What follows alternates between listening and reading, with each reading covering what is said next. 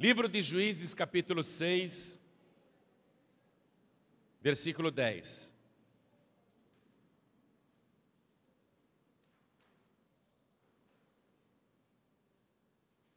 Tem alguém ao teu lado sem a palavra de Deus? Divida com a pessoa a leitura. Está escrito o seguinte: e vos disse, eu sou o Senhor vosso Deus. Quem está falando, igreja? Deus.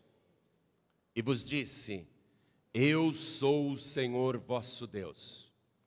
Não temais aos deuses dos amorreus, em cuja terra habitais, mas não destes ouvidos à minha voz. Deus falando. Deus dizendo. E eu vou reler a parte B deste versículo, que é a parte final. Mas não destes ouvidos à minha voz. Agora eu leio, e cada pessoa que está comigo aqui na sede da Paz e Vida do Rio Grande do Norte, cidade de Natal, repete em seguida. Vamos lá. Mas, bem alto, mas não destes ouvidos à minha voz. Amém? Você crê que Deus falou isso? Eu sou o Senhor vosso Deus. E vos disse, não temais aos deuses dos amorreus em cuja terra habitais, mas não destes ouvidos à minha voz. Você acredita que Deus falou isso? Então desocupe as tuas mãos e vamos dar para esta palavra, para este nosso Deus, a maior salva de palmas que já se ouviu no Rio Grande do Norte. Oh glória, isso, continua aplaudindo. Você que está nos ouvindo à distância ou assistindo esta mensagem pela TV, glorifique a Deus conosco agora. Aplauda também aonde você estiver e com a tua boca diga glória, glória, glória ao teu nome, Senhor. Você que está nos ouvindo à distância, em outro país, no rádio ou pela internet, glorifique a Deus conosco agora. Junte-se a nós aqui em Natal. Dá glória, glória, glória. Continua, continua. Pai querido e Deus bendito, olha quanta gente te aplaudindo em todo o Brasil. E também em Portugal, Angola, Cabo Verde, Moçambique, Tomé e Príncipe, Macau, Timor-Leste. Senhor, abre o céu para receber todo este louvor e sobre cada uma destas vidas derrame a tua bênção, a tua virtude, o teu poder. Agora, Pai, a tua palavra vai ser pregada. Ninguém ligou o rádio ou a TV ou o computador para ouvir um homem falar. Todos querem ouvir a tua voz. Nós queremos dar ouvidos à tua voz.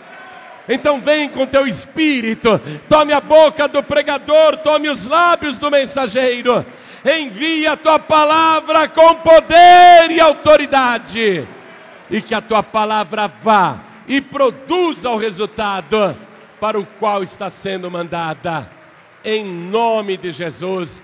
Diga amém, Jesus. Poder se assentar, por favor. Na época em que Deus disse estas palavras, o povo estava totalmente dividido na sua fé. Porque eles acabaram entrando naquela ideia tosca do ecumenismo. Ecumenismo deve ser entre denominações que professam a mesma fé, isso sim. Comunhão com outras denominações que professam a mesma fé e cuidam disso. Agora, ecumenismo com paganismo não dá.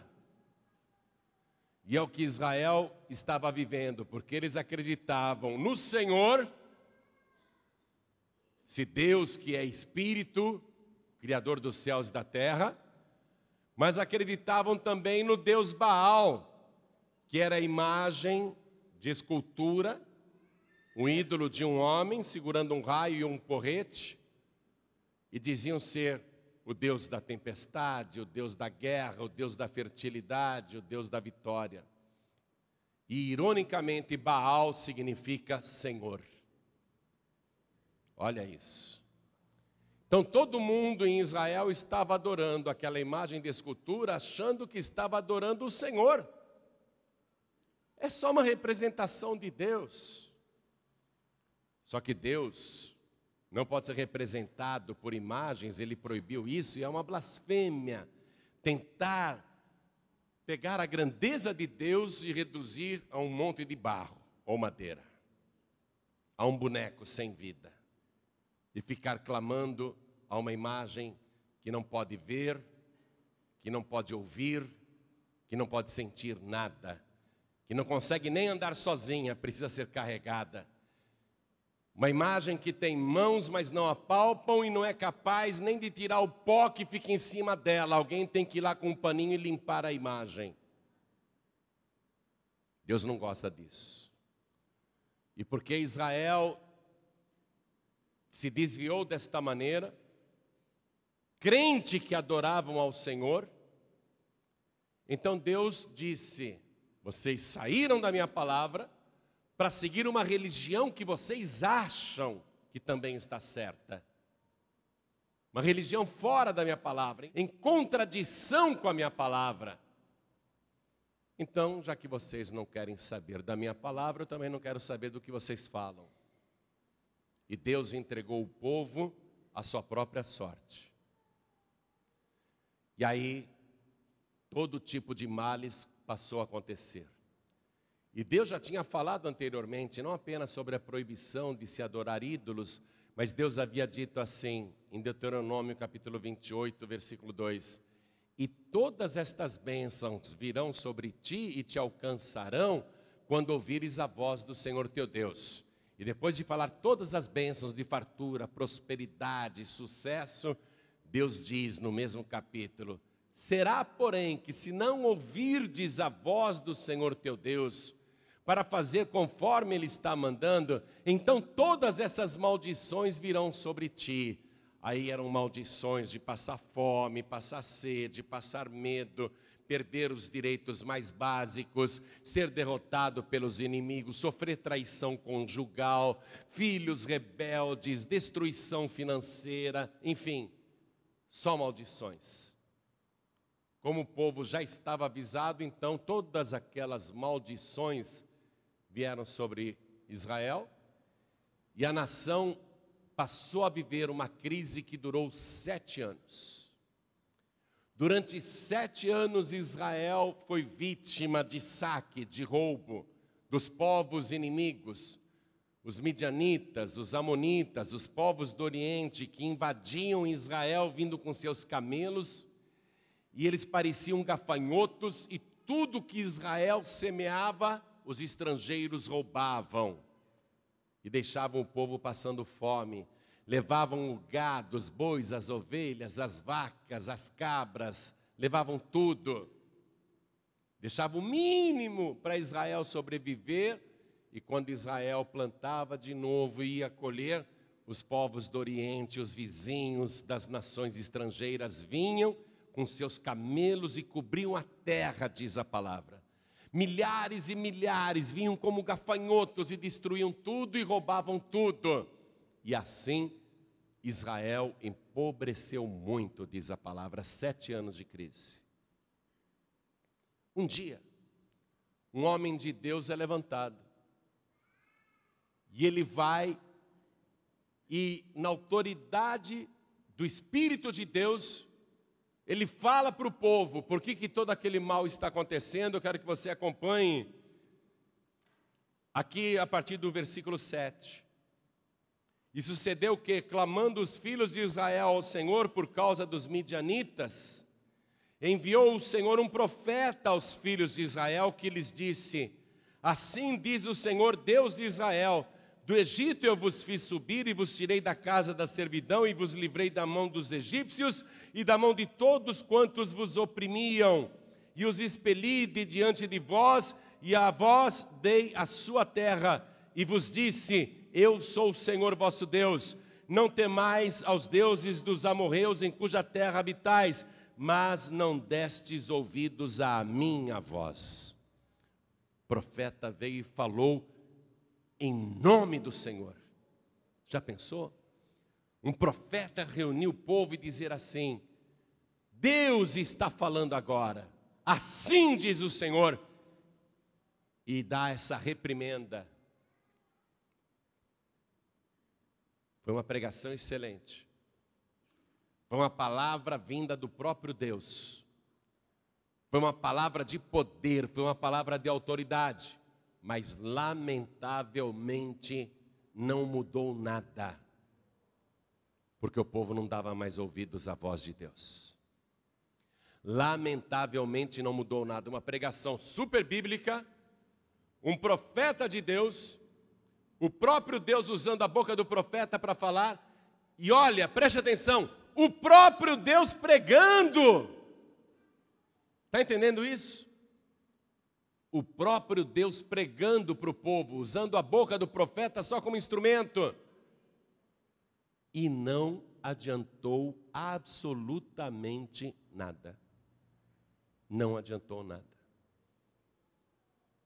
Uma pregação poderosa, feita pelo próprio Deus, e não adiantou nada. Ninguém se converteu. Quero que você anote isso. Continuou todo mundo adorando Baal, achando que adorava o Senhor. Continuou todo mundo na sua idolatria, na sua fé corrompida. Continuou todo mundo igual. Não mudou nada com relação aos midianitas, aos povos do Oriente que invadiam a terra e roubavam tudo. Não mudou nada. E não acabou com a crise.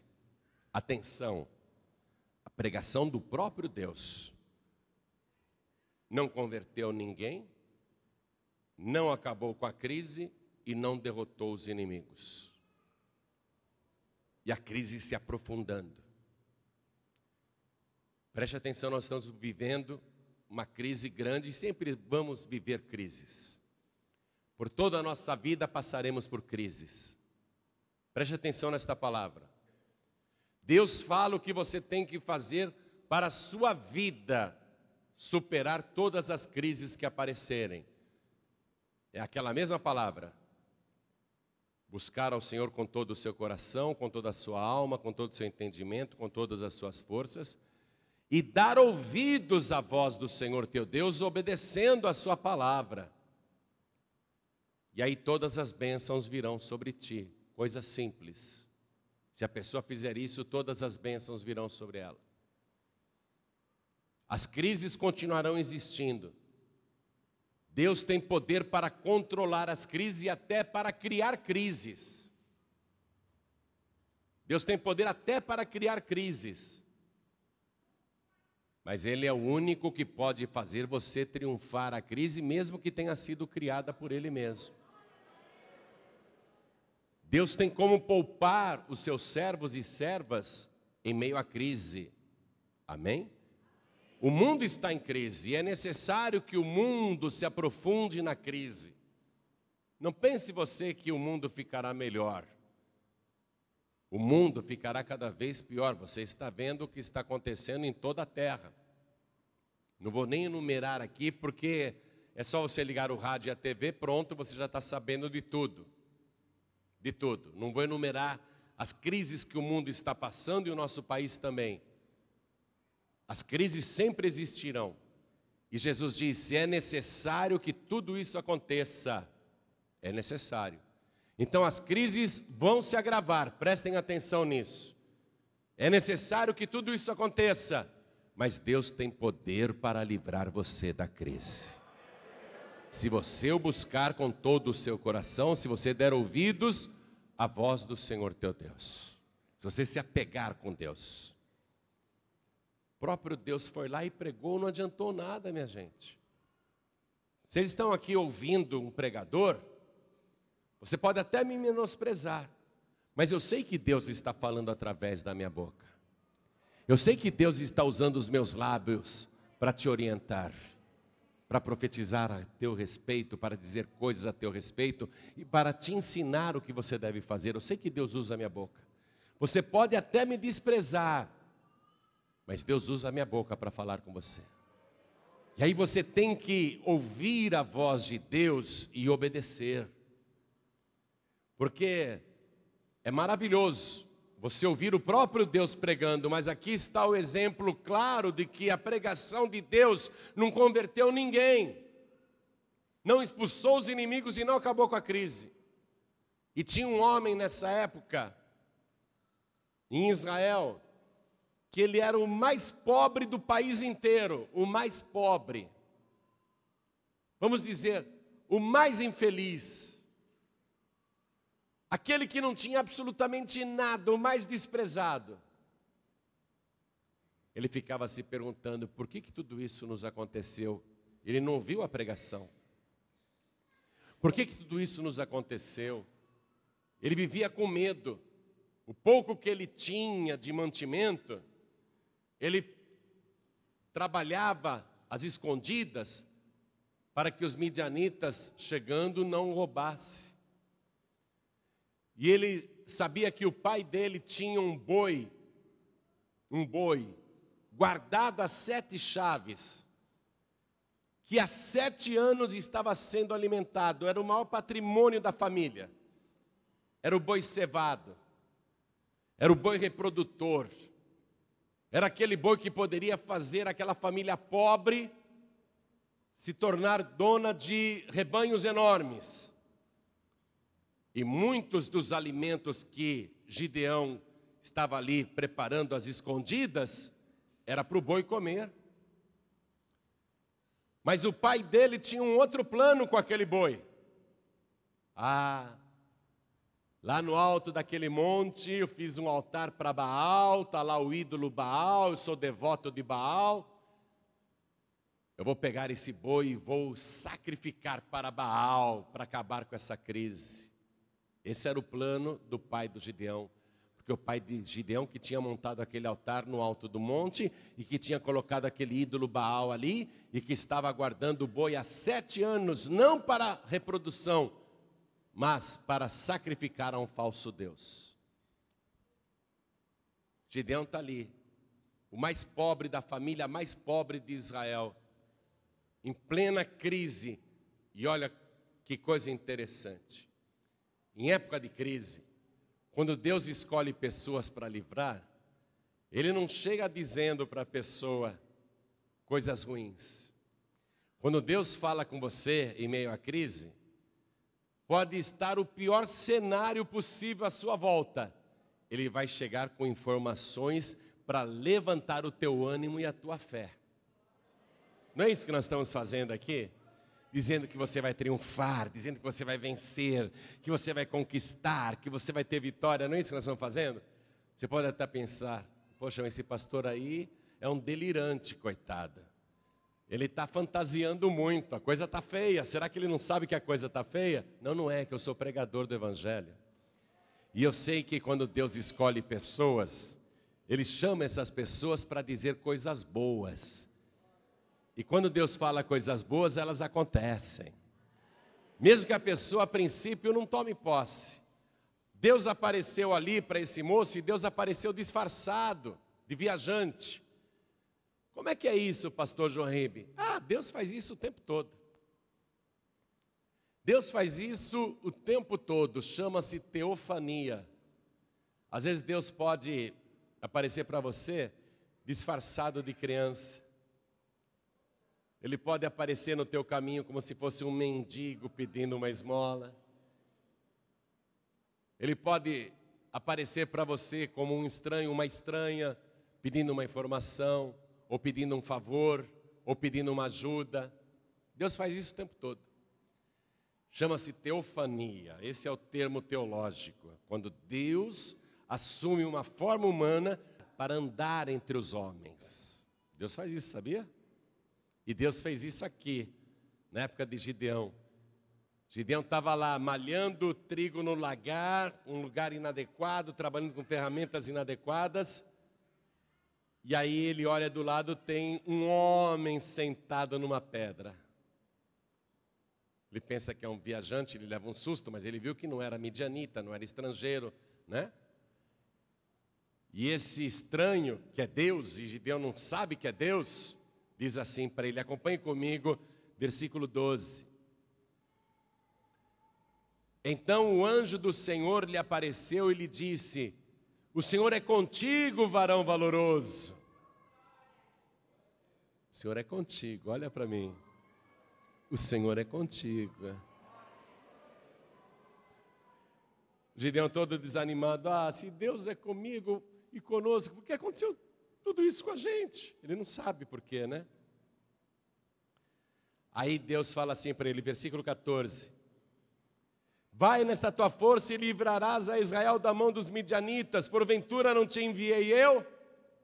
Olha aqui, olha aqui, Deus está falando que Ele está te enviando para livrar a tua família das mãos de Satanás. E que Ele está te enviando para isso. Ele está falando, não te enviei eu? Deus está falando contigo. Gideão não sabia que era Deus. Achou que era um viajante. Senhor meu, aí ele fala quem ele é, né? Vê o versículo 15. Como que eu livrarei a Israel? Eis que a minha família é a mais pobre em Manassés e eu o menor na casa do meu pai. Ele tinha muitos irmãos. Todos os irmãos tinham mais do que ele. Ele era o mais pobre dos irmãos. E a família dele era a menor, a mais pobre de Manassés. A mais pobre do país. Olha para mim. Você é pobre? Você se sente pequenininho? Se acha sem forças? Olha para mim. Você pode ser a pessoa mais pobre deste país. Você pode ser a pessoa mais despreparada deste país. Mas porque Deus está contigo, você vai vencer todos os desafios. E de menor você vai se tornar o maior da tua casa. De menos importante para o mais importante. Tome posse da palavra. Porque Deus é contigo. Olha que coisa interessante. Deus falou coisas boas para levantar o ânimo de uma pessoa abatida pela crise. Pastor Joaíbe, eu vim aqui para esta igreja hoje, não é? Você que está aqui pessoalmente, e tem alguém me ouvindo pelo rádio ou assistindo pela TV, minha vida está tão ruim, estou tão abatido, tantos problemas, tantas dificuldades, eu me sinto o menor diante dos problemas, a menor pessoa diante das dificuldades, eu me sinto impotente diante de tanta luta. Deus está usando a minha boca para dizer, eu sou contigo, varão valoroso, varoa valorosa. Eu sou contigo para te livrar, para te guardar, para te dar vitória. O menor, quando está com Deus, se torna o maior. Quem é que não sabe disso? O mais fraco, quando está com Deus, se torna o mais forte. Quem é que não sabe disso? E aqui tem uma outra coisa. Não é Gideão que está falando, eu estou com Deus. É Deus que está falando, eu estou contigo. Você estava fraquinho ou fraquinha quando chegou aqui? Poxa vida, eu me esforço para buscar a Deus. Mas ouça agora essa boa notícia. Deus é que te buscou e Deus é que está contigo. Você está com Deus, mas Deus está contigo. É Ele que está contigo. Eu não sei por que Ele gosta tanto de você. Também não sei por que Ele gosta tanto de mim. Mas Ele viu algo em você. Ele viu algo em você, como Ele viu em Gideão. Tanta gente tinha em Israel naquela ocasião, mas Ele viu algo em Gideão. Tanta gente aqui no Rio Grande do Norte, tanta gente no Brasil, tanta gente no mundo, e Deus escolheu justamente você. Deus olhou para você, porque Ele tem visto a tua dor. Ele tem visto o teu sofrimento. Ele tem visto até quando você chora no escuro do quarto. Quando você faz a sua cama nadar em lágrimas. Quando você encharca o teu travesseiro com lágrimas. Quando as lágrimas descem pela tua face que queimam. Quando você sofre e não conta para ninguém o que está passando. Quando você engole tantos sapos, tantas humilhações. Deus tem visto a perseguição contra a sua vida. Os ataques infernais. O diabo o tempo todo combatendo contra você. Deus tem visto todas as coisas que fizeram e falam contra você. Deus ouve cada palavra que proferem contra a tua vida. Deus tem visto tudo o que te fazem. E Ele está dizendo, não temas, porque eu sou contigo. Agora eu é que sou contigo, não tenha medo de nada. Gideão resolveu agradar aquele homem estranho que falava tantas coisas boas. Olha, não vai embora não, vou te trazer o meu presente, você espera? Gideão não sabia que era o anjo do Senhor. No Antigo Testamento eu já expliquei isso, mas vou repetir para quem não tem essa informação. O anjo do Senhor, no Antigo Testamento, é o próprio Deus. É a maneira como ele aparece e é identificado como o anjo do Senhor. Quando ele apareceu para Moisés lá na sarça ardente, no Monte Sinai, diz o versículo que o anjo do Senhor apareceu para Moisés lá no pé do Monte Horebe. Mas quando Moisés se aproxima, aquela voz diz para ele, eu sou o Deus de Abraão, o Deus de Isaac e o Deus de Jacó. Então fica claro que no Antigo Testamento o anjo do Senhor é o próprio Deus, no Antigo Testamento, e nós sabemos que é Jesus Cristo antes de nascer nesse mundo. Então Gideão não sabe que está falando com Deus. Ele quer agradar aquele estranho. Fique aqui que eu vou te trazer o meu presente. Você espera? Ele não sabe que está fazendo isso para Deus. Por isso que eu falei para você que de vez em quando Deus aparece na tua frente na forma de um mendigo ou na forma de uma pessoa estranha te pedindo um favor. E você não deve virar as costas. Você deve ajudar. Porque você não sabe se é Deus. Gideão não sabia. Mesmo assim ele vai fazer um agrado. Gideão vai, prepara um cabrito, prepara um molho e coloca numa panela e prepara pães ázimos. Esses pães ázimos são pães sem fermento. Mesmo pão da Santa Ceia. E ele leva tudo isso lá para aquele estranho que estava debaixo de um carvalho, de uma árvore. Aí o estranho diz para ele, coloca tudo isso sobre essa pedra, sobre esta penha. Faz assim, coloque a carne, os pães do lado, e pegue esse molho vermelho, e derrame sobre a carne e sobre o pão. E quando Gideão fez isso, o Senhor pegou o cajado e tocou naquilo que Gideão havia oferecido sobre a rocha. E a rocha pegou fogo, a carne pegou fogo, o pão pegou fogo, tudo se consumiu e o Senhor desapareceu. Gideão ficou apavorado, foi aí que ele entendeu que havia recebido a visita do Senhor. E ele achou que iria morrer, porque dizia-se, quem vê o Senhor morre, não pode. E ele começa a chorar, ai de mim, ai de mim. E aí Deus fala para ele, não temas, não morrerás. Quando Deus fala com a pessoa, o pecador pensa que vai morrer. Mas Deus não fala com você para te matar.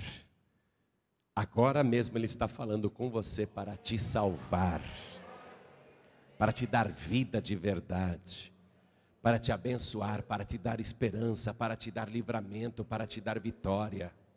Agora mesmo Ele está falando com você. E talvez você diga que é indigno, indigna, mas Deus escolheu você. E não é por nosso merecimento, é por graça, é por favor. Veja, por que o anjo do Senhor, o próprio Deus no caso, se agradou tanto do presente de Gideão? Porque aquilo representava algo muito forte. Quando Gideão trouxe a carne, e trouxe o pão, e trouxe o caldo, tudo aquilo para Deus era símbolo de uma coisa futura. Por isso que Ele mandou: coloque em cima desta pedra, desta rocha. Eu me atrevo a imaginar que a rocha tinha até o formato de uma caveira. Eu me atrevo a imaginar isso.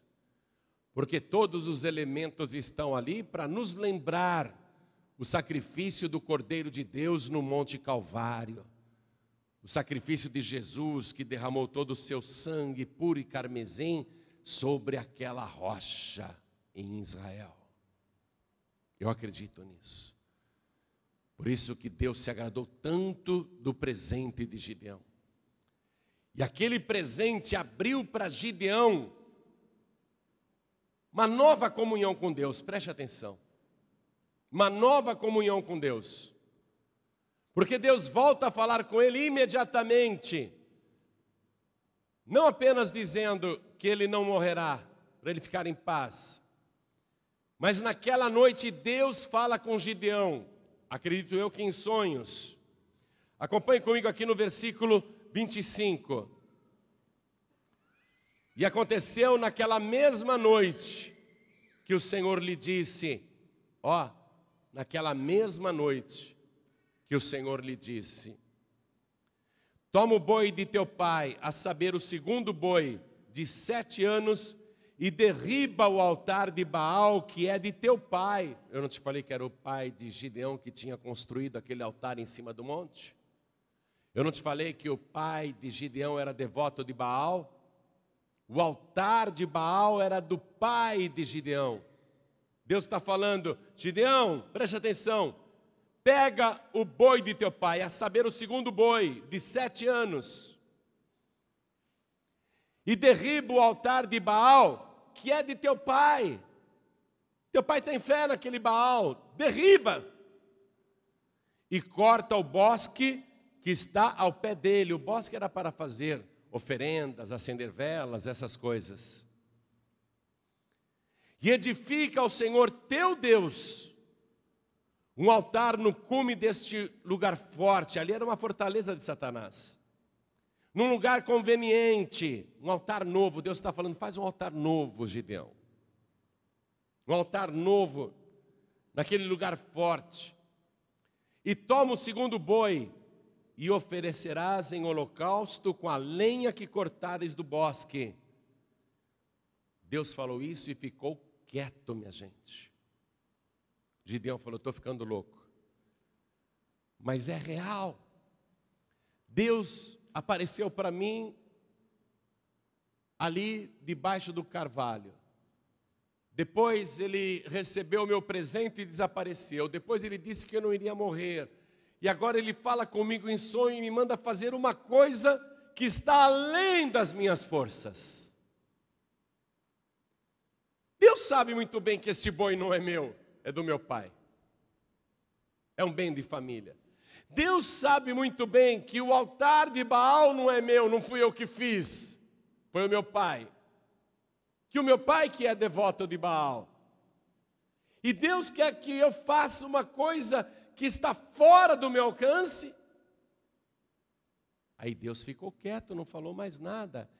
Esse é o drama, amados, do sacrifício que Deus manda a pessoa fazer. Porque Deus fala e fica quieto.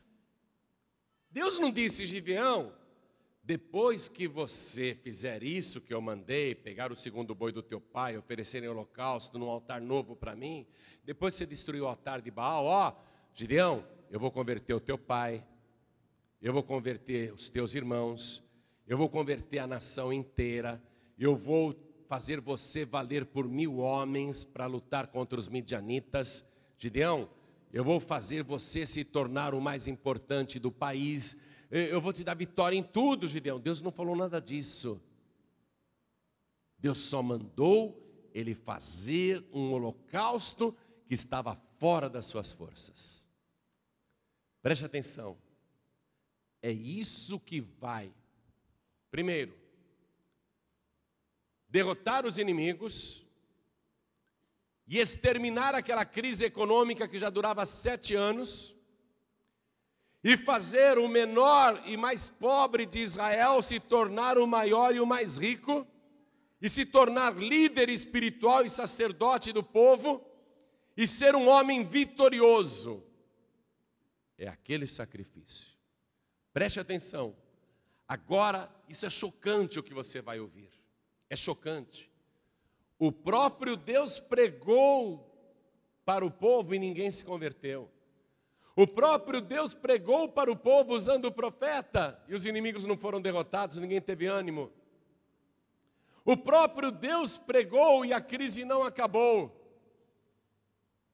Agora Deus está mandando Gideão fazer uma coisa que vai resolver todos os problemas. Só que Deus não fala para Gideão que esse holocausto, esse sacrifício que está além das suas possibilidades, é que é a chave para resolver todos os problemas. Deus não fala.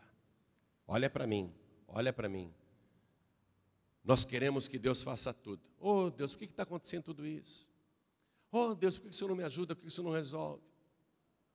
Oh Deus, por que o Senhor não me arruma um emprego melhor? Oh Deus, por que o Senhor não me arruma dinheiro para pagar minhas contas, pagar minhas dívidas? Oh Deus, por que eu não consigo comprar uma casa própria? Por que eu não consigo comprar um apartamento? Por que eu não tenho carro? Oh Deus, por que eu não tenho nada? Por que eu ganho tão mal? A gente costuma ficar questionando Deus. Aí Deus vem e fala. Deus manda a pessoa fazer. E ele fica em silêncio. Quando eu ouvi pela primeira vez esta palavra, eu fiquei abalado. Porque eu dizia para Deus, Senhor, se eu não ganho nem para mim, como é que eu posso fazer isso? Deus não me falou que depois daquilo, Ele iria me fazer prosperar como publicitário, iria me fazer ganhar dinheiro, iria me fazer construir um patrimônio, que eu seria bem sucedido. Deus nunca fala o que Ele vai fazer, Ele só manda você realizar o seu holocausto, e Ele guarda silêncio. Mas é o sacrifício que vai exterminar a crise, é o sacrifício que vai fazer você vencer as dificuldades financeiras, e é o sacrifício que vai trazer conversão da tua família. Eu tive medo também quando foi a minha vez. Eu também tive medo. O Gideão ficou com medo. Diz aqui a palavra que Gideão ficou num conflito. E agora? Deus mandou, eu tenho que fazer. Eu tenho que pegar o segundo boi, que é um bem de família, é do meu pai. Eu tenho que subir lá no alto daquele monte. Eu tenho que destruir o altar de Baal. Eu tenho que cortar o bosque onde eles fazem feitiçaria. E com a lenha cortada do bosque, eu vou ter que queimar o sacrifício para Deus, o segundo boi. Vou fazer holocausto, vou queimar tudo, não vai sobrar nada, é tudo para Deus. Não vai dar para ninguém comer nenhum bife numa crise de fome dessa. Olha só, eu não vou poder tirar um bife desse sacrifício, eu vou queimar o boi inteiro para Deus. Olha só, um drama. Ele teve medo. Quero que você acompanhe isso aqui comigo, porque eu já estou terminando essa parte da mensagem.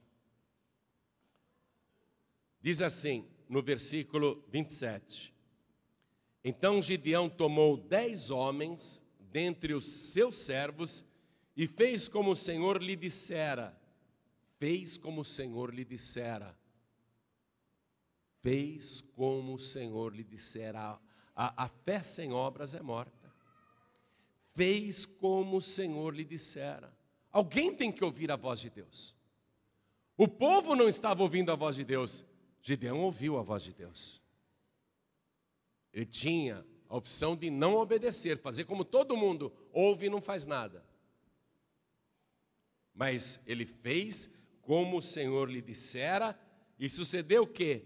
Temendo ele a casa de seu pai e os homens daquela cidade, olha só, ele tinha medo do pai, medo dos irmãos e os homens daquela cidade também. Não o fez de dia, mas fê-lo de noite. Gideão pensou, se eu contar para o meu pai que Deus mandou eu pegar o segundo boi para oferecer em holocausto para ele e destruir o altar de Baal, meu pai não vai deixar. Meus irmãos vão ficar revoltados comigo. E se eu destruir o altar de Baal, né, o altar do Senhor, Senhor com letra minúscula, o povo dessa cidade vai ficar revoltado comigo. Eu não posso fazer isso de dia, vou fazer de noite. Ele teve que fazer, olha, deu muito trabalho, gente. Ele teve que, primeiro, ir lá no curral onde o boi estava sendo cevado, um boi enorme, o segundo boi de 7 anos. E note que a crise durava 7 anos. Deus está mandando Gideão fazer um sacrifício para cobrir os 7 anos de crise. O boi de 7 anos. Ele teria de tirar de lá do cevadouro, sem fazer barulho, levar até o alto do monte onde estava o altar de Baal, que era um altar bonito, um lugar religioso, muito legal. Ele teria que derrubar todas as árvores do bosque, deu muito trabalho ficar cortando aquelas árvores. A noite inteira ele teve de se esforçar. Ele teve de destruir o ídolo de Baal, arrancar as pedras do altar, quebrar tudo, jogar no chão. E aí, com pedras novas, ele fez um altar novo para Deus do outro lado. Pegar aquele boi enorme, junto com 10 homens, erguer o boi, colocar em cima do altar, ajeitar a lenha e sacrificar o boi. E depois de sacrificar um boi de 7 anos, num período de fome, gente, num período de crise, faltava comida para todo mundo. Um bem que nem dele era. Preste atenção, olha o que Gideão está fazendo. Depois de fazer tudo isso, meter fogo, aquele cheiro de churrasco se espalhando por todo o povoado de Manassés, e ele não pôde comer um naco de carne, nada, nem um pedacinho de carne. Tudo isso ele teve de fazer sem saber o que iria acontecer depois. Ele não tinha a menor ideia, você não tem a menor ideia do que Deus vai fazer na tua vida, quando você tiver a coragem de fazer o seu holocausto, o seu sacrifício. Lembra da primeira oferta de Gideão? Que ele pegou lá o cabrito, a carne, os pães asmos, o caldo, colocou na penha, que aquilo lembrava o sacrifício de Jesus? Quero que você entenda isso. O sacrifício de Jesus Cristo é pelos nossos pecados. O sacrifício de Jesus é para nos abrir um caminho vivo de comunhão com o Pai, para a gente falar com Deus, para Deus falar conosco. O sacrifício de Jesus é pela nossa salvação. Você nunca mais precisará fazer um sacrifício pelos seus pecados. Está entendendo isso? Porque o sacrifício pelos teus pecados foi feito por Jesus Cristo, amém? O que é que nós estamos aprendendo aqui com Gideão? Que há um símbolo do sacrifício de Jesus e até da Santa Ceia, o pão asmo. Jesus é o pão da vida, é o pão sem pecado, sem fermento. Há a figura do sacrifício de Jesus, mas há depois em seguida a figura do sacrifício pessoal, para a pessoa ser abençoada e ter vitória. Quem está entendendo, diga amém.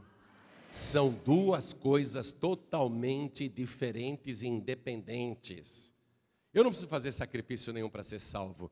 Eu sou salvo pelo sacrifício de Jesus. Eu não preciso fazer sacrifício nenhum para ter os meus pecados perdoados. Eu tenho todos os meus pecados purificados pelo sacrifício de Jesus no Monte Calvário. Mas Jesus disse assim: qualquer de vós que não renuncia a tudo quanto tem, não pode ser meu discípulo.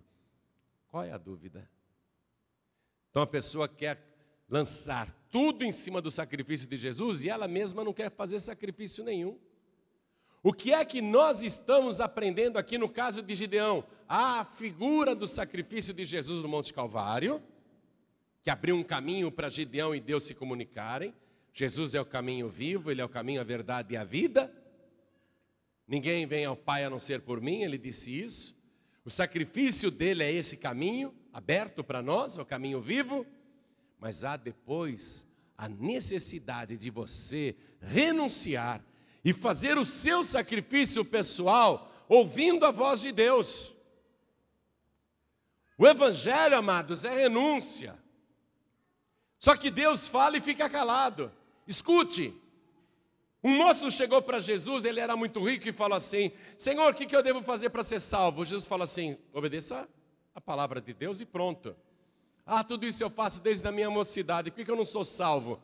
Jesus falou, faz o seguinte, Jesus disse assim: vende tudo quanto tem, dá aos pobres e terás um tesouro no céu, e depois vem e segue-me. E o moço desistiu ali, não quis fazer sacrifício nenhum, porque Jesus disse para ele: pega tudo quanto você tem, vende, dá aos pobres e terás um tesouro no céu, e depois vem e segue-me. Jesus parou aí. Jesus não disse para ele: depois disso eu vou te dar 100 vezes mais. Jesus não falou isso, eu vou te dar 100 vezes mais. Quando aquele moço rico foi embora, Pedro falou para Jesus: Senhor, ele foi embora porque é dono de muita coisa, mas nós largamos tudo para te seguir, o que é que nós receberemos? Aí Jesus fala para quem o busca, fala para quem é sincero. Aí ele falou, não é? Você conhece a palavra? Ninguém há que tenha deixado casa, pai, mãe, mulher e filhos e campos por amor de mim e do Evangelho, que não receba já nesta vida 100 vezes mais e no século vindouro a vida futura. Jesus não falou isso para o jovem rico. Jesus manda você fazer o seu sacrifício, mas Ele não te fala o que Ele vai fazer na tua vida depois. Porque Ele quer saber se você vai sair daqui triste. O moço rico retirou-se triste, não é? O moço rico retirou-se triste, diz o Evangelho. Eu quero saber se você vai sair daqui triste, ou se você vai sair daqui dando glórias a Deus. Deus não falou para Gideão o que ele ia fazer. Ô Gideão, você faz o seguinte agora, tá, meu filho? Você pega o segundo boi que é do teu pai, derriba o altar de Baal que é de teu pai, faz um altar novo para mim e oferece o segundo boi e holocausto. Deus não falou depois disso, o meu espírito vai te revestir. Depois disso você vai se tornar um líder. Depois disso você vai prosperar, você vai se tornar poderoso. Depois disso eu vou te dar poder de luta, que você vai valer por 1000 guerreiros. Deus não falou nada disso. Deus só disse, faça o que eu estou mandando. E Gideão teve que se esforçar para fazer. O sacrifício, amados, preste atenção, se divide em o sacrifício do Senhor por nós e o nosso sacrifício pelo Senhor. É assim que se divide. Por nós Ele já fez o sacrifício. E o que Ele traz com o sacrifício? Ele extermina o pecado. Ele produz salvação, não é? O benefício do sacrifício de Jesus por nós. E o nosso sacrifício, e esse sacrifício de Gideão, o que vai produzir? O mesmo resultado. O pai de Gideão vai se converter depois disso. Porque no dia seguinte, descobrem que foi Gideão que fez aquela lambança toda, e a cidade inteira vai na casa de Joás, que era o pai de Gideão, e ficam dizendo, Gideão, vem para cá, nós vamos te matar. E o Joás, o pai do Gideão, fala, por que vocês querem matar meu filho? Ah, porque ele derribou o altar de Baal essa madrugada, cortou o bosque, destruiu tudo lá em cima e fez um novo altar e sacrificou o teu boi de 7 anos. Nós vamos matar o teu filho agora. O pai podia ficar bravo. Você fez tudo isso, Gideão? Sem me consultar, meu filho. Destruiu a imagem que eu sou devoto. Você pegou o meu boi sem me pedir, sem permissão, e sacrificou aí, sei lá para quem. O pai podia fazer tudo isso, não podia? A multidão gritando: traz o Gideão aqui que nós vamos matá-lo. Aí o Joás pensa: espera um pouquinho. Eu estou há 7 anos servindo esse Baal e não resolve nada. A minha família é a mais pobre deste lugar. Eu estou guardando este boi há 7 anos para oferecer a Baal, achando que esse Baal é alguma coisa, achando que Baal é o Senhor. O meu filho foi lá, destruiu tudo e pegou o meu boi e ofereceu para o Senhor, o Deus invisível, Criador dos céus e da terra. Espera um pouquinho. Se Baal é Deus, por que ele deixou o meu filho destruir o seu altar? Por que ele não lançou um raio em cima do meu filho e matou meu filho? Se Baal é poderoso e ele tem um raio na mão, é uma imagem segurando um raio na mão, é o Deus da tempestade, por que ele não atirou esse raio no meu filho? Espera um pouquinho, esse Baal não é Deus coisa nenhuma. Aí Joás diz para o povo: qualquer que matar o meu filho ou tentar matá-lo morrerá antes. Se Baal é o Senhor, se Baal é Deus, então ele que se defenda sozinho, ele que mate o meu filho, mas qualquer aqui que tentar matar o meu filho morrerá pela minha mão. Foi naquela hora que Joás compreendeu que Baal não era Deus coisa nenhuma. Você está entendendo? O sacrifício de Gideão foi tão traumático, tão chocante, que converteu o pai dele naquela hora. Converteu os irmãos de Gideão. Em seguida, sem que Gideão esperasse, olha o que diz aqui a palavra. Vou ler para você o versículo 34. Então o Espírito do Senhor revestiu a Gideão, o qual tocou a buzina, e os abiesritas se ajuntaram após ele. Ou seja, Gideão era um cara que ninguém ouvia, ninguém seguia, porque ele não era nada, não era ninguém. Mas após aquele sacrifício, ele foi revestido pelo Espírito de Deus.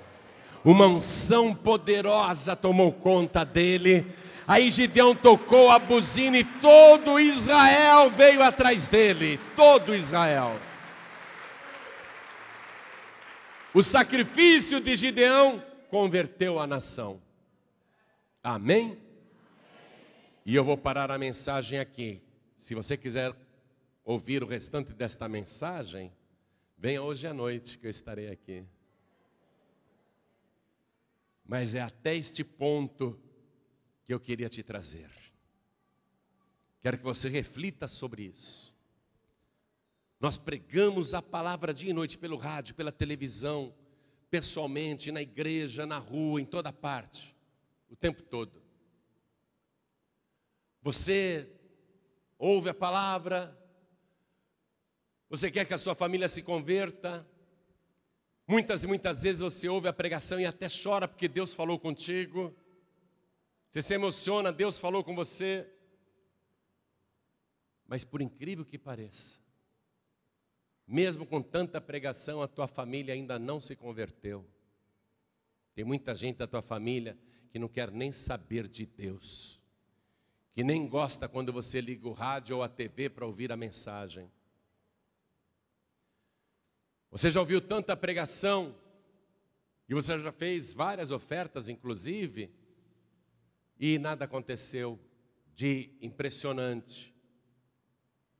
Tem recebido uma bençãozinha aqui, outra bençãozinha ali, mas a pregação e essas ofertas que você tem feito não resolveram a crise, não converteram ainda a sua família, não fez aquele estrago no reino de Baal, ainda não fez aquele estrago no reino de Baal. O que resolveu a crise no tempo de Gideão foi justamente isso. Porque Gideão, ele creu no poder da palavra de Deus E ele creu no que Deus estava falando, e ele foi e fez. Abraão creu no poder do sacrifício, quando Deus falou para ele: Abraão, pega o teu filho, o único que tu amas, e me oferece em holocausto na montanha que eu te mostrarei. E Abraão foi. Na hora do sacrifício, quem aparece? O Cordeiro de Deus. Diz a palavra, preso pelas pontas. Aquilo era uma figura de Jesus Cristo, e o Cordeiro foi oferecido em lugar de Isaque. Ali no monte Moriá, Deus pela primeira vez foi chamado de o Deus da provisão, o Deus que provê todas as coisas. Jesus, o Cordeiro de Deus, foi preso pelas pontas, pelas mãos, pelos pés. Quando Abraão olhou para trás e viu aquele cordeiro no monte Moriá para oferecer em holocausto no lugar do seu filho, ele estava preso ali no mato, num espinheiro, símbolo da coroa de Cristo. A coroa de espinhos. O sacrifício de Abraão produziu salvação, conversão. O sacrifício de Abraão fez Deus jurar. Deus falou assim: Abraão, eu juro por mim mesmo, porquanto tu fizeste esta ação e não me negaste o teu filho e teu único, que deveras te abençoarei, e grandissimamente te multiplicarei, e multiplicarei a tua semente como as estrelas do céu e como os grãos de areia que estão na praia do mar. E a tua semente possuirá a porta dos seus inimigos, e em tua semente serão benditas todas as famílias da terra. Salvação. Abraão creu no poder do sacrifício. Isaque se submeteu ao sacrifício. Ou você acha que Isaque não poderia ter corrido? Poderia.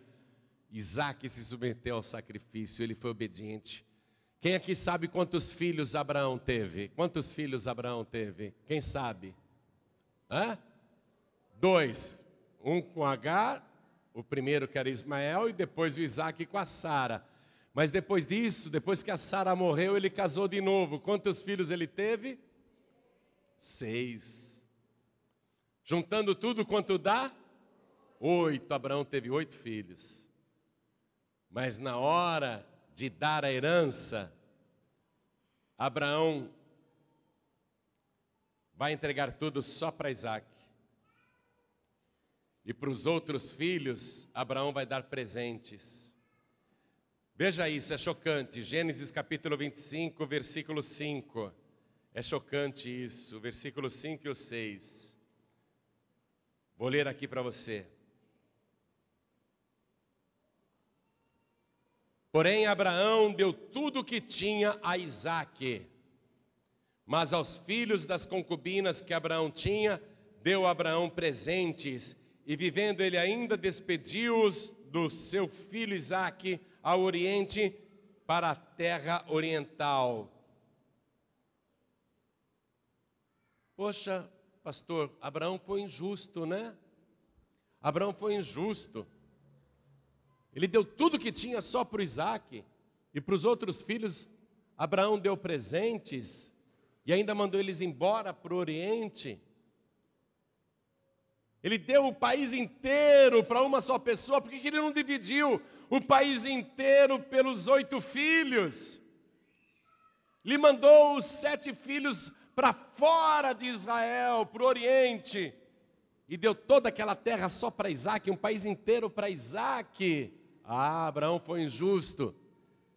Você olhando pelo lado do Código Civil brasileiro pode parecer, mas se você olhar pela palavra de Deus, você vai ver que Abraão foi justo, e é assim que Deus trabalha.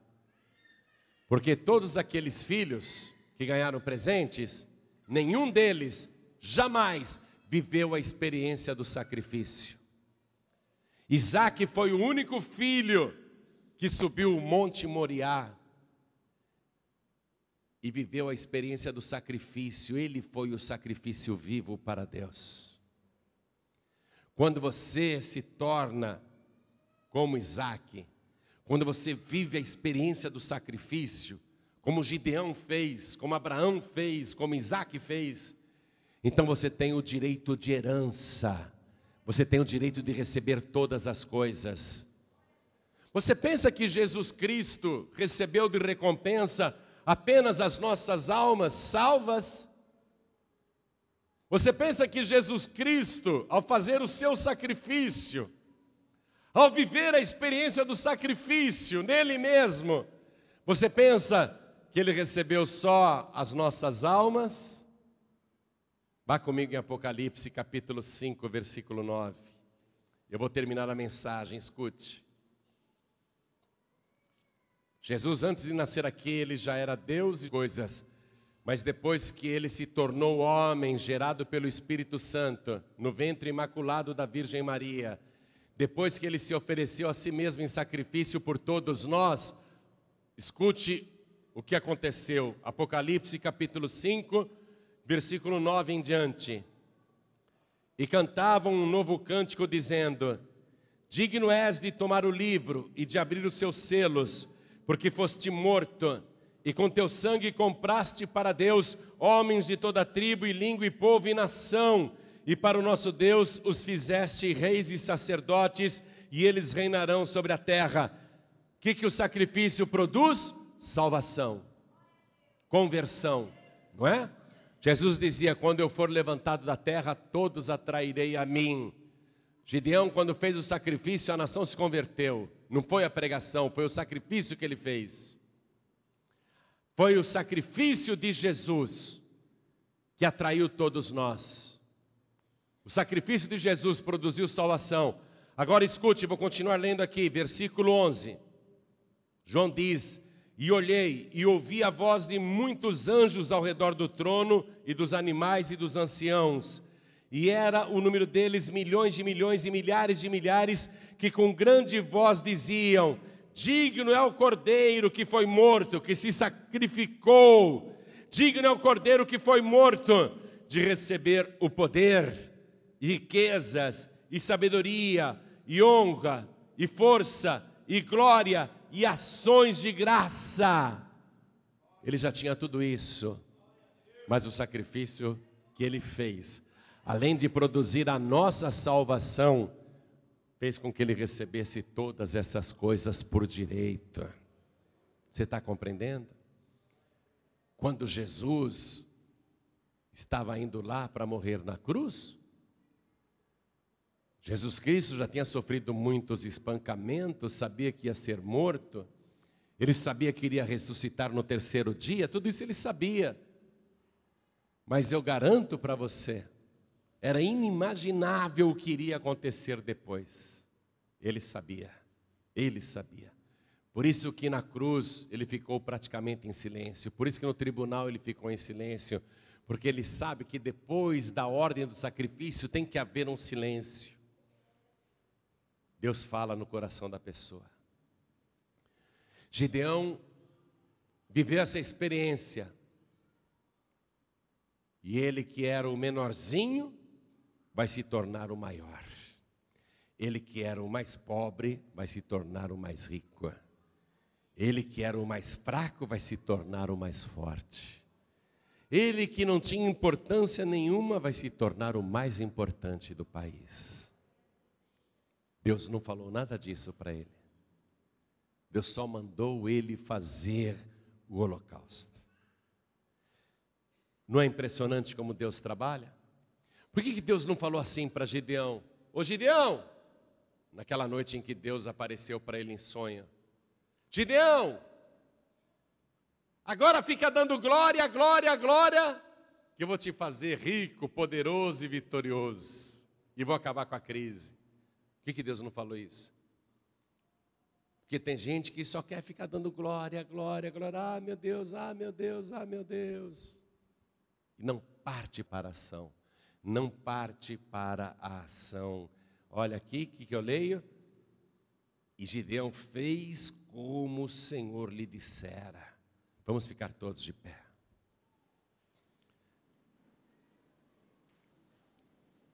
Na primeira carta aos Coríntios, capítulo 2, versículo 9, está escrito assim: as coisas que o olho não viu,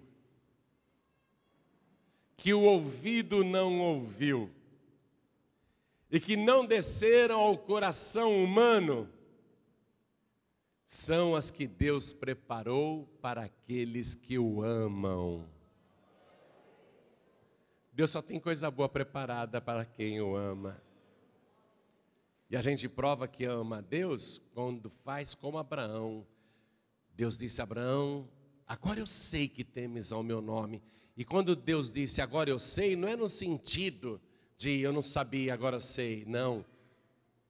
Agora você tem a prática daquilo que antes era só teoria.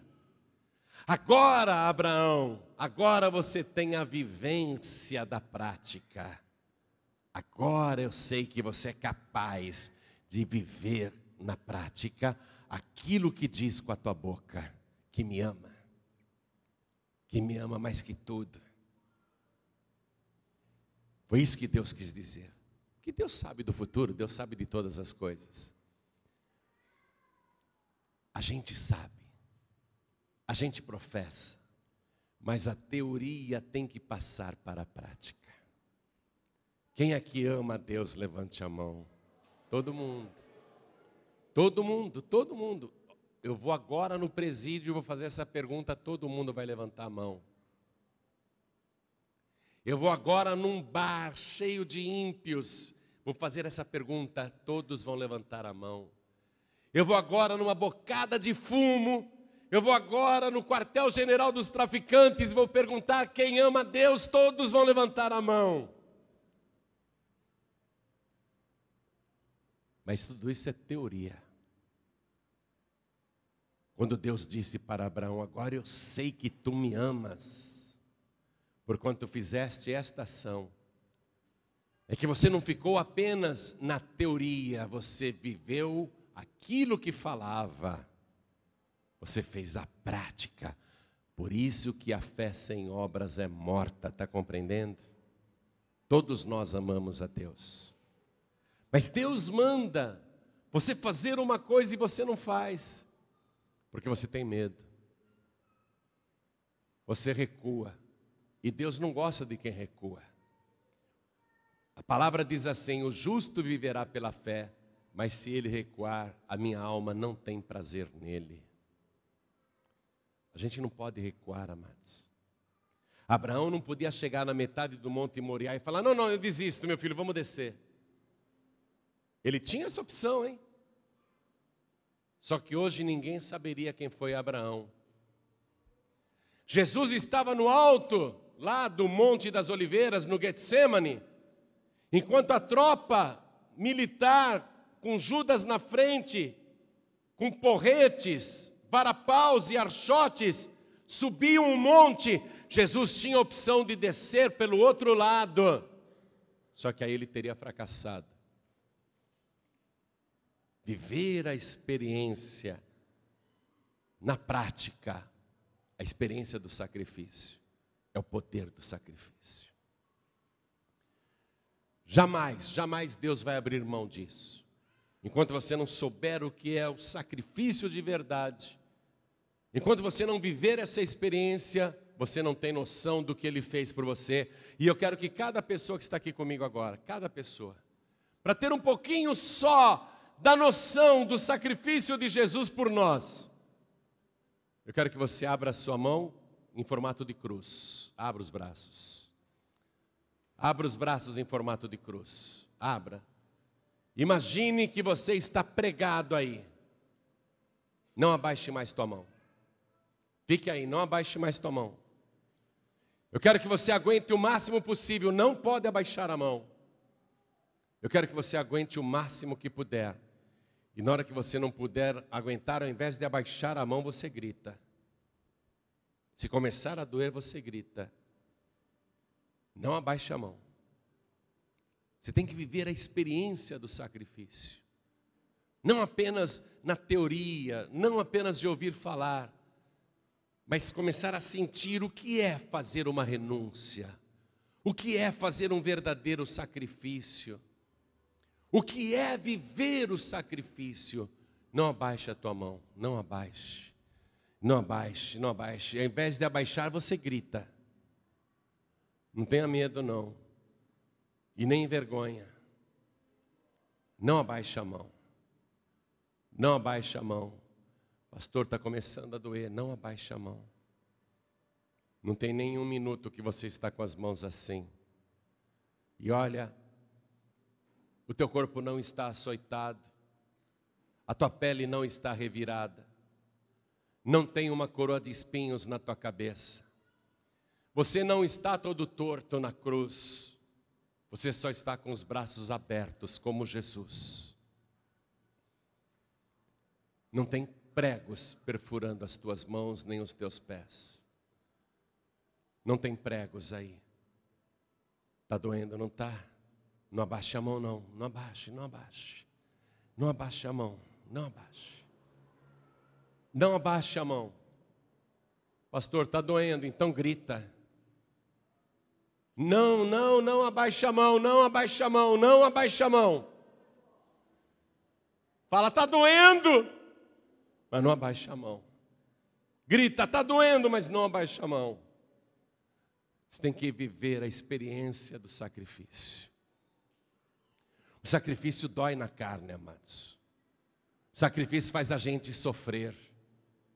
O sacrifício faz a gente gemer. Está doendo? Não, não abaixa a mão, não, não abaixa a mão. Está proibido baixar a mão. Você só vai baixar a mão na hora que eu falar. Por enquanto eu não falei. Eu quero que você sinta aí na carne. Está doendo? Não abaixa a mão. Fala, está doendo, mas não abaixa a mão. Está doendo? Não abaixa a mão, não abaixa a mão. Aguente firme. Eu vou fazer com você o que o Pai fez com Jesus. Sabe o que o Pai fez com Jesus? Colocou ele nessa posição às 9 horas da manhã e deixou ele nessa posição até às 3 da tarde. Eu vou deixar você o dia inteiro aí. Não abaixe a mão, está doendo? Não abaixe a mão. Se estiver doendo, chora. Se estiver doendo, grita. Não abaixe a mão, não abaixe a mão. Cada vez que você abaixar a mão 1 milímetro, você grita. Cada vez que você abaixar a mão 1 centímetro, você berra. Não abaixe a mão. Jesus foi crucificado às 9 horas da manhã e ficou nesta posição até às 3 da tarde, todo torto na cruz do Calvário, e o que é pior, vazando sangue, perdendo sangue, com dores terríveis, cãibra, sede. Não tinha ar-condicionado, não tinha um teto em cima dele, era o sol escaldante. O sol da Palestina, o corpo dele queimando, a pele revirada, o sangue vazando. Nem podia ir a um banheiro, não podia se coçar. Não se coce não, não se coce não. Que história é essa de coçar o nariz? Não pode.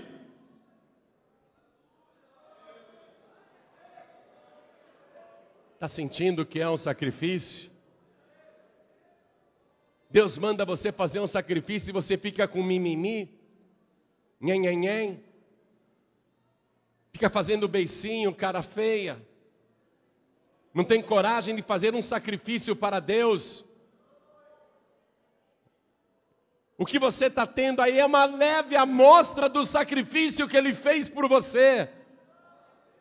Pastor, está doendo demais. Para, pastor, não, não vou parar não, você vai ficar aí até a hora que eu falar, até a hora que eu mandar. Não paro não, não paro, o Pai não parou, o Pai não parou. Está doendo? Então chora, então grita. Está doendo? Chora, grita. Está doendo? Chora, grita. Sacrifício dói mesmo, tem que doer. Ele não te poupou de fazer isso, de fazer o sacrifício. Você não precisa fazer sacrifício pelo teu pecado, você não precisa fazer sacrifício pela tua salvação, você não precisa fazer sacrifício para ter a vida eterna, você não precisa fazer sacrifício para ir para o céu, porque este sacrifício Jesus Cristo fez por nós.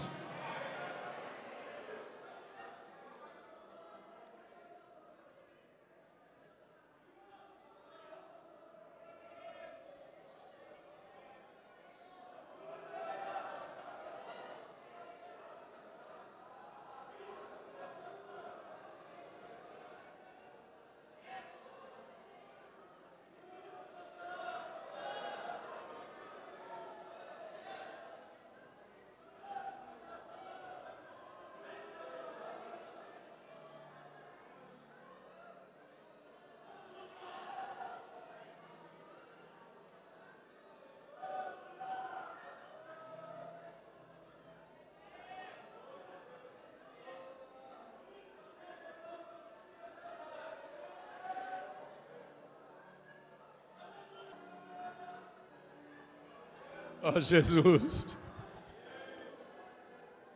quanto que o Senhor sofreu por nós. Isso foge da nossa compreensão, foge do nosso entendimento. Nós não conseguimos alcançar, não conseguimos nem imaginar o quanto que o Senhor deve ter sentido de dores. Mas nós sabemos que não eram os cravos que doíam, nem a cruz, nem os açoites. O que doía em Ti eram os nossos pecados, as nossas iniquidades. E mesmo assim o Senhor nos amou. Por cada um de nós o Senhor foi em frente. O Senhor não desceu o Monte das Oliveiras pelo outro lado, mas o Senhor foi ao encontro dos algozes, para morrer inclusive pelos maus, por aqueles que te prendiam, te maltratavam. O Senhor poderia ter descido do Monte Calvário, mas o Senhor não desceu, pelo contrário. O Senhor se submeteu ao sacrifício. O Senhor fez isso por nós, por amor de cada um de nós. Hoje nós somos salvos pelo Teu sacrifício. Temos o nosso nome escrito no livro da vida pelo Teu sacrifício. Hoje nós podemos ter a certeza da vida eterna por causa do Teu sacrifício, que é suficiente e eterno. Este eterno sacrifício pela nossa remissão, pela nossa salvação. Hoje, Senhor, nós estamos aprendendo a Tua palavra e o Teu Espírito está sobre nós. Graças ao Teu sacrifício, o Teu Espírito foi enviado. Obrigado por nos fazer um dia reis e sacerdotes. Hoje já estamos reinando, sim, aqui neste mundo. Já temos o poder de reinar sobre a crise. Já temos o poder de reinar sobre o inferno, de dar ordem aos demônios e eles obedecerem. Já temos o poder de reinar sobre as doenças e elas saírem por nossa ordem. Hoje já temos o poder de reinar para que as coisas aconteçam do jeito que nós mandamos. O Senhor tem nos dado poder e autoridade sobre demônios, sobre doenças, sobre tormentos, e nós Te louvamos por isso. Obrigado por tão grande sacrifício. Obrigado por não ter recuado, obrigado por ter ido em frente. O Senhor é digno de receber toda a honra, todo o louvor, toda a glória, toda a riqueza, todo o poder. O Senhor é digno de que todo joelho se dobre diante de Ti e toda língua confesse que só o Senhor é Deus. O Senhor é digno de receber todas as coisas, porque foste morto e com Teu sangue compraste para Deus homens e mulheres de todos os povos, de todas as tribos, de todas as línguas, de todas as nações. E para o nosso Deus os fizeste reis e sacerdotes, e eles reinarão sobre a terra. Obrigado, Senhor, obrigado por tudo. Oh glória, pode aplaudir ao Senhor Jesus agora. Glória a Deus. Olhem para mim. Eu quero que você, nesse momento, quero que você receba Jesus Cristo como o único, suficiente, exclusivo e eterno Salvador. Se você não fez isso ainda publicamente na frente de todo mundo, você vai ter a oportunidade de fazer isso agora.